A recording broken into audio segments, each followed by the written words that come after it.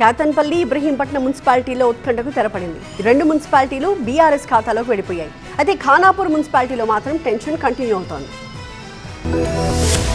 కేతన్పల్లి, ఇబ్రహీంపట్నం మున్సిపాలిటీల్లో 2 నెలలుగా కొనసాగుతున్న హైడ్రామాకు ఎండ్ కార్డ్ పడింది. ఈ రెండు మున్సిపాలిటీల్ని బీఆర్ఎస్ కైవసం చేసుకుంది. ఇబ్రహీంపట్నం మున్సిపల్ చైర్మన్ గా టేకుల సుదర్శన్ రెడ్డి, వైస్ చైర్మన్ గా బీజేపీ కౌన్సిలర్ ముత్యాల శ్యామల ఎన్నికయ్యారు.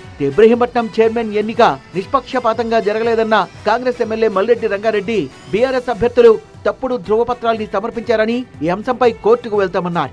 కేతన్పల్లి మున్సిపల్ పీఠం బీఆర్ఎస్ సిపిఐ కూటమి వశమైంది. చైర్మన్ ఎన్నికలో బీఆర్ఎస్ కౌన్సిలర్ గుడిసెల సంధ్యారాణి విజయం సాధించారు. మెజార్టీ కౌన్సిలర్లు ఆమెకు మద్దతు తెలిపారు. వైస్ చైర్మన్ పదవిని బీఆర్ఎస్ మద్దతుతో సిపిఐ గెలుచుకుంది. Party councillor Mittapalli Saritha vice chairman గా ఎన్నికయ్యారు. ఎన్నికకు కాంగ్రెస్ దూరంగా ఉంది.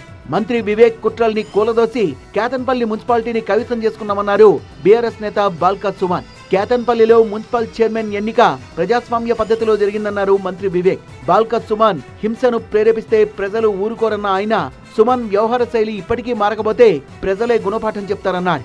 ఖానాపూర్ మున్సిపాలిటీలో మాత్రం ఉత్కంఠ కొనసాగుతూనే ఉంది. ఖానాపూర్ మున్సిపల్ చైర్పర్సన్ గా బీజేపీ అభ్యర్థి మౌనికకు 7 కౌన్సిలర్లు మద్దతు ప్రకటించారు.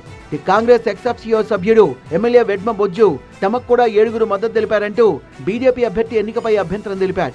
సీసీటీవీ ఫుటేజీ పరిశీలించిన అధికారులు కన్ఫ్యూజన్ ఉందంటూ మున్సిపల్ చైర్పర్సన్ ఎన్నికను వాయిదా వేశారు. అధికారులు కాంగ్రెస్ కు సహకరిస్తున్నారంటూ బీజేపీ, బీఆర్ఎస్ నేతలు మున్సిపల్ కార్యాలయాన్ని ముట్టడించారు. చైర్మన్ గా బీజేపీ అభ్యర్థి గెలిచినట్టు ప్రకటించాలని డిమాండ్ చేశారు. పోలీసులు వారిపై లాఠీచార్జ్ చేశారు.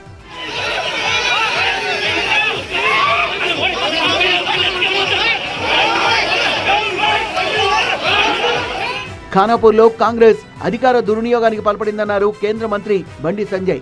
ఖానాపూర్ మున్సిపల్ చైర్పర్సన్ గా బీజేపీ అభ్యర్థిని ప్రకటించకపోతే తీవ్ర పరిణామాలుంటాయని హెచ్చరించారు.